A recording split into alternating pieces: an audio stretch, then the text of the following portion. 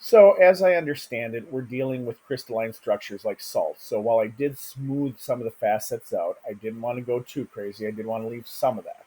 So, it's a little less distinct, but you can still see that I do have some of those plane changes that are in place, just that they're less consistent and less distinct. However, when I zoom in on something like this, the shaft, well, it's super consistent. So, I'm not real thrilled with that.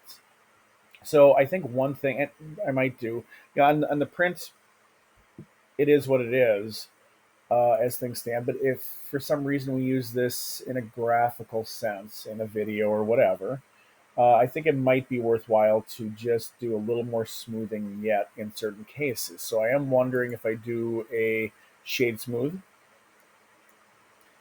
and see what that does for us. And that right there looks much, much better.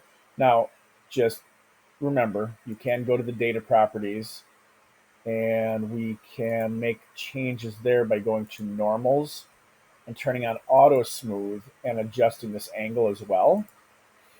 Likewise, if we wanted to, well, let's just do Control Z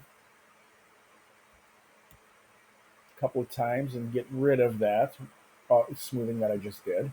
We can also